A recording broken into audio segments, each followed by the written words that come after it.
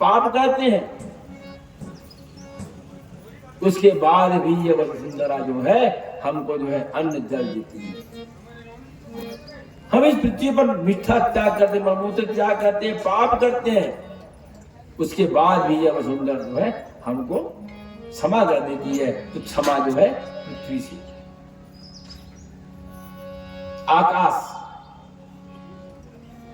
आकाश से वर्षा होता है, लेकिन आकाश में एक भी बूंद नहीं चलता, एक भी बूंद जल में रुकता नहीं। माने संचय व्यक्तिगत त्याग। हमको जो है जब हम घर में रहकर 5% संन्यास आश्रम को धारण कर लिए, हम घर में ही सन्यासी बन गए, तो हमको क्या होना चाहिए? आकाश के समान स्वच्छ हो जाना चाहिए। संचय बुद्धि हमें नहीं रहना चाहिए। चंद्रमा का गुरु बना है, चंद्रमा को इसलिए कि 15 दिन जो है वह बढ़ता है और 15 दिन वह घटता है। अपितु चंद्रमा में कोई प्रभाव नहीं पड़ता, घटने से छोटा नहीं होता और बढ़ने से बड़ा नहीं होता। इसलिए हमेशा जो है एक समान ही रहो, न बढ़ो न छोटे हो। अग्नि से संचय बुद्धि नहीं करना, संचय नहीं करना। जैसे अग्नि जो है, अग्नि पर कोई पात्र नहीं रहता, कोई बर्तन नहीं रहता, लेकिन अग्नि जो है किसी भी वस्तु को जो है अपने पास ला करके उसको भस्म कर देता है। उसी प्रकार कोई भी बात हो, हम उस पर ज्यादा विकार को जो है अपने पास पलने न दें। इसी प्रकार अग्नि जो है अपने पास की वस्तु का संचय नहीं करती बगैर पात्र के। पतंगा से, ये जो पतंगा जो है वह दीपक के चारों ओर घूमते रहता है। पतंगा जो दीपक के चारों तरफ, और परिणाम क्या होता है? उनके पंख झड़ जाते, जल जाता है और मर जाता है। उसी प्रकार हम संसार रूपी इस मोह में, संसार के छठ विकार के चारों तरफ घूमते रहते हैं और अंत में हम जो है निस्तेज हो जाते हैं, हमारी मृत्यु हो जाती है। एक कन्या से, एक बार एक कन्या घर में थी, अकेली थी, उसके यहाँ कुछ मेहमान आए। घर में माँ बाप नहीं थे, घर में कोई अन्न नहीं था, तो मेहमान आए हैं, उनका स्वागत सत्कार होना चाहिए। भोजन के लिए जब देखा तो भोजन में कोई अन्न का दाना नहीं, रसोई घर में, तो घर से उन्होंने क्या निकाला? धान कूटना शुरू कर दी। तो हाथ में चूड़ियां थी, चूड़ी बजने लगा, एक चूड़ी कम की, 2, 3 ऐसे करके अंत में एक चूड़ी बचा। अर्थात यह है कि हमेशा एकाकीपन, अकेला ही रहना चाहिए। हम भीड़ भाड़ एकत्र ना करें, भीड़ आएगी तो मन भटकेगा, अलग अलग लोग होंगे। इसलिए हमेशा जब हमने संन्यास धर्म का आचरण कर लिया है, हमारा कर्तव्य पूरा हो गया है, हम हमारा शरीर काम करना बंद कर दिया है, तो इस पर विचार ना करें। संतोष अजगर से, अजगर भोजन के लिए दौड़ता नहीं। अजगर करे न चाकरी, पंछी करे न काम, दास मलूखा कह गए सबके दाता राम। अजगर जो है अपने भोजन के लिए भागा दौड़ी नहीं करता, जो उनके मुख में आ जाता है उनको ग्रहण कर लेता है। उसी प्रकार हमको जो है, जो हमको प्रेम से मिले उनको ग्रहण करना चाहिए।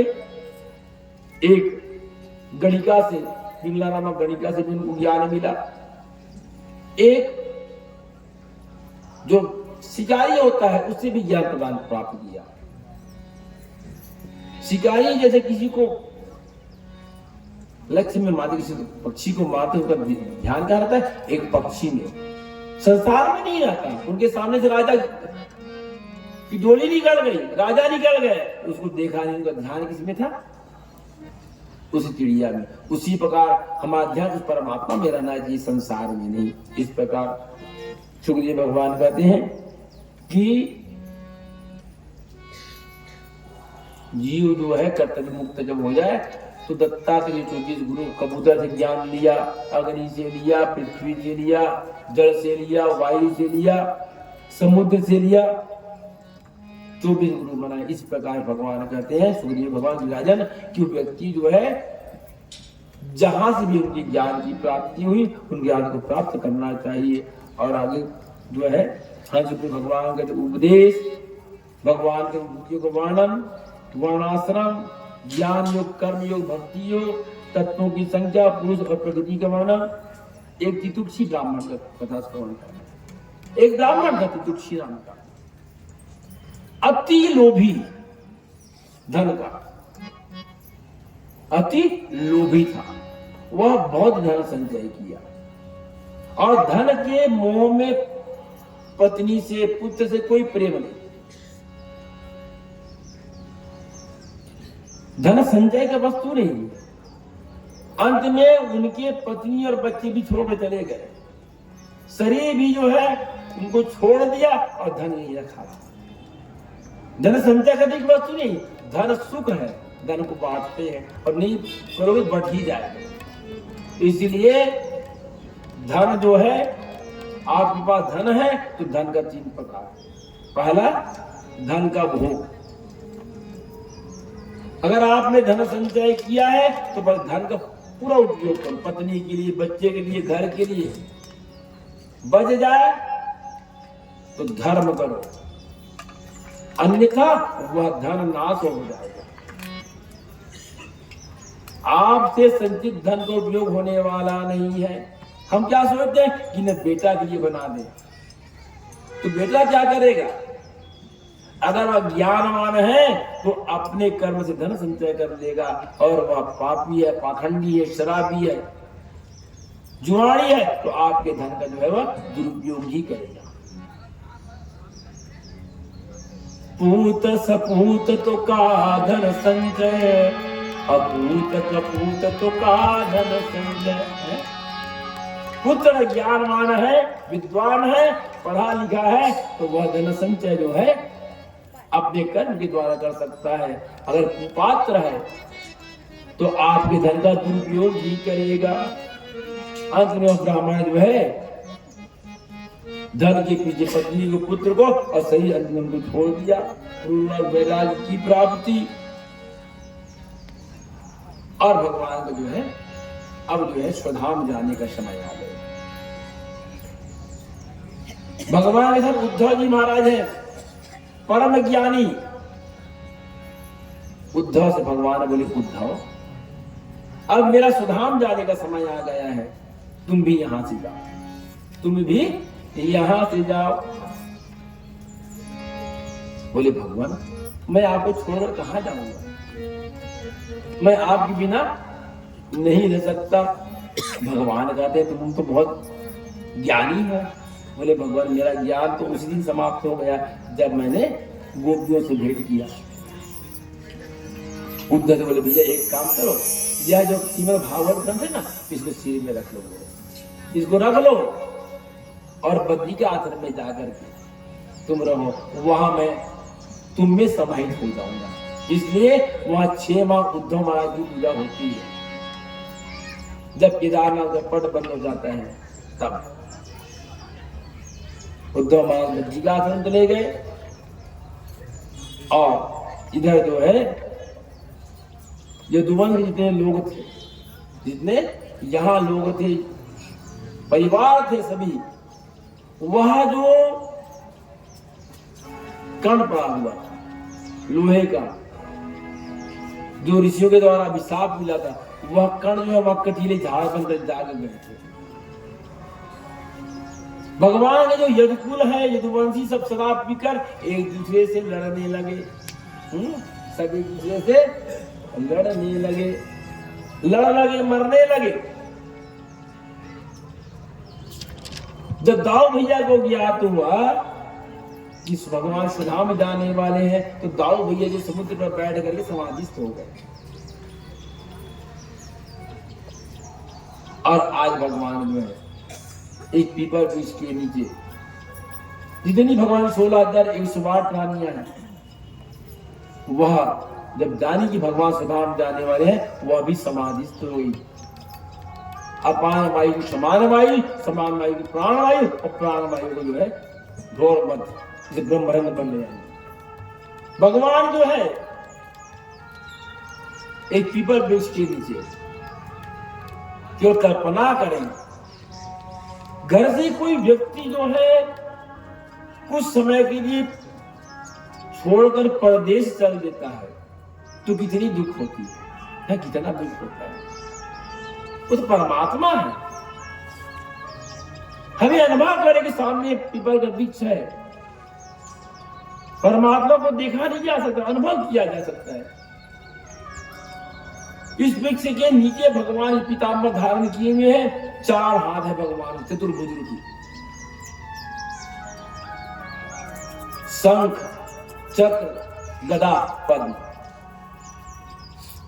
भगवान चतुर्भुज रूप में वह विराजमान है। अर्जुन सामने खड़ा हुआ है। अर्जुन को ज्ञात हो गया आज अर्जुन के आंख में आंसू है। भगवान कहते हैं अर्जुन मैं सुधाम जा रहा हूं, मेरा सुधाम जाने का समय आ गया है। तुम एक काम करना भैया, मेरे जाने के बाद जो यहाँ द्वारका में जितनी गोपियां हैं इनको सुरक्षित हस्तिनापुर जाना। आपके पास गांडी है। अब उसी समय एक बहेलिया आया शिकार करते करते। भगवान अपने एक पैर को दूसरे पैर के पर रखे सोए हुए थे। पैर की लालिमा को बहेलिया क्या समझा, कोई हिरण जो है अपने जीव को बाहर निकाल लफा रही है। बहेलिया भगवान के पैर को हिरण का जीव समझ करके बाण का संधान कर दिए। वही बहेलिया है जिसके बाण के नोक पर वह मूसा का टुकड़ा जो मछली से मिला है वही लगा हुआ है। बाण का संधान किया, भगवान के पैर में अगर पड़ गया, रक्त गिरने लगा। दौड़ कर बहेलिया आया, बोले प्रभु हे द्वारकाधीश, मैंने अनजान में अज्ञानता में मैंने आपके पैर को संधान कर दिया,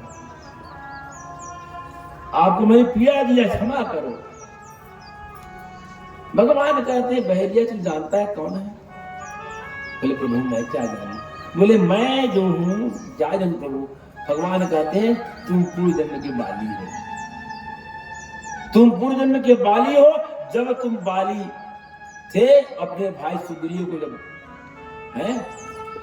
भगा दिए थे और उस समय अपने भक्त की रक्षा के लिए मैंने बिच्छों के ओट से तुमको मारा था। तुमने क्या कहा था?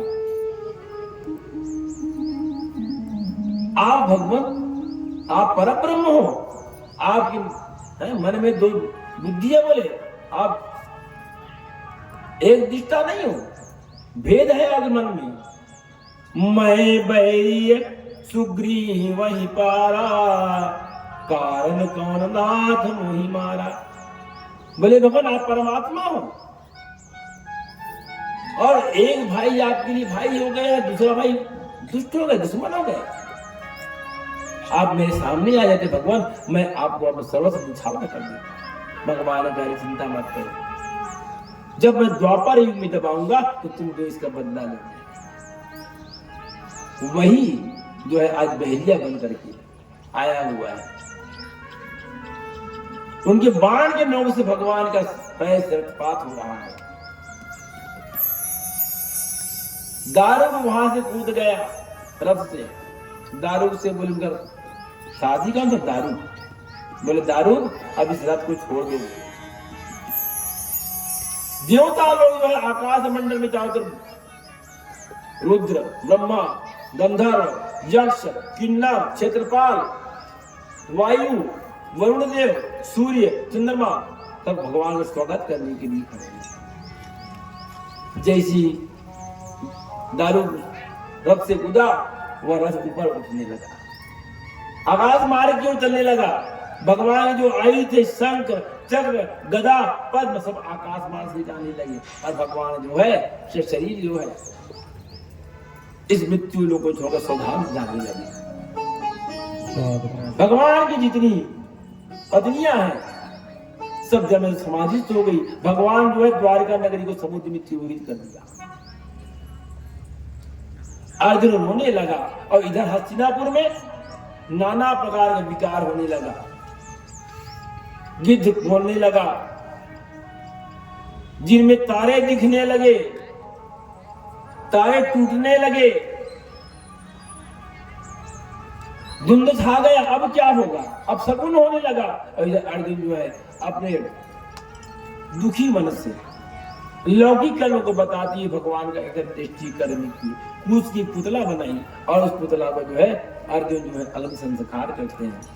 अर्जुन विचार किया, मैं जीवन पर्यंत मेरे हाथ जो है हिंसा किया है, मारा है, मैं 3 4 उंगलियां जो है यह पाप किया, एक बचा है। तो अर्जुन जो है इसी उंगली में अग्नि लगा करके उसको संस्कार किए। अर्जुन जब लेकर चला वहां गोपियों को, तो रास्ते में जितने वीर आदि थे सब गोपियों को लूटने लगे। अर्जुन अपना बाण ने धनुष निकाला, गांडीव बाण का धनुष काम नहीं आया। एक जिसके गांडीव के एक प्रत्यंता से नादन लाखों हजारों दुष्टों का दिल जो है दहल जाता था, उनके टंकार से दुष्ट कांप जाते थे। आज वह गांडीव काम नहीं आया। अर्जुन समझ गया कि बल गांडीव नहीं तो कृष्ण में थी। इसलिए हम बलि नहीं होते, समय बलि होता है। पुरुष बल ही नहीं होते हैं, समय होत बलवान। भिन्न लूटी गोपिका, वही अर्जुन वही बाण। अर्जुन जो है अकेला गोपियों को लूट लिया गया, जिनों के द्वारा पहुंच गए हस्तिनापुर। दुर्योधन बोले, भैया अर्जुन हमारे सगा, हमारे मित्र, हमारे स्वामी, हमारे कन्हैया कैसे हैं? अर्जुन के मुख से आवाज नहीं बोले कन्हैया, बोले भगवान भैया ना हमारा आराध्य रहा, हमारे प्राण, हमारे जीव, हमारे गुरु, हमारे सखा, हमारे बंधु परमात्मा कृष्ण जो है सुधाम से ले गए। चारों भाई, 5 भाई पांडव जो है भगवान की सुधाम यात्रा को सुन करके वैराग्य हो गया और द्रौपदी को लेकर के सभी हिमालय में जाकर के एक की बाद सबने अपना शरीर का त्याग किया, केवल युधिष्ठिर गया। परीक्षित को राजा बना दिया गया। अब परीक्षित राजा बनने के बाद में उनको तक्षक का शाप मिला और एक बार सुखदेव भगवान कहते परीक्षित अब क्या सुनना चाहता है? वहां पर नाना प्रकार के उपदेश दिए, ज्ञान दिए और परीक्षित महाराज से बोले और कुछ सुनना चाहता है और कोई मन में कामना है? सुखदेव भगवान से परीक्षित बोले भगवान आप मेरे मन में न मौत का डर है, न जीवन की लालसा है, न संपत्ति का मोह है, मैं आज शरीर केवल नाम मात्र का है। और अपनी वाणी को सुखदेव भगवान जो उसी समय बोले अब वह कुछ सुनना चाहते थे बोलो। तो उसके बाद सुखदेव भगवान से परीक्षित बोले भगवान मेरे मन में न कोई कामना न इच्छा है, मेरा मन जो उस परमात्मा में मिल चुका है। सुखदेव भगवान की पूजा किए, अर्घ्यपाल दिए, पैर धुलाए और उसके बाद सुखदेव अपने वापस चले गए और परीक्षित जो है आज एकाग्र समाधिस्थ हो गए। समाधि की अवस्था में आ गए और उसी समय जो है वह तक्षक माने मृत्यु काल, तक्षक पूछे नहीं, कोई सर्प नहीं, तक्षक ही काल है। हमारा पाप ही हमारा कर्म है, हमारा पाप ही हमारी मृत्यु है। वह तक्षक जो है एक कीड़ा बन करके आता है। एक कश्यप नाम के ब्राह्मण थे, उनको ज्ञान था कि अगर कुछ सर्प डसे, उनके पास औषधि थी, वह लेकर गया, पहरेदार रोक दिए, बोले भैया अब अंदर नहीं जा सकते क्योंकि वह चारों तरफ से कोई जा नहीं सकता। तो वह जो है फल दिए और उस फल में तक्षक जो है बैठ गए कीड़ा बन करके। और वही कीड़ा जो है उनको डसता है और डसने के पहले जो है उनका प्राण जो है वो केवल नाम मत रहता है कि मौत हमको मारता है, मौत नहीं मारता, अभी तुम्हारा पाप मारता है। उससे पहले महाराज परीक्षित जो है समाधिस्थ हो गए थे। उनको न शरीर का भान था न संसार का भान था। एक दिव्य ज्योति निकली, एक दिव्य प्रकाश से ब्रह्मांड में खोलकर निकला और वह जो परातत्व में विलीन हो गया।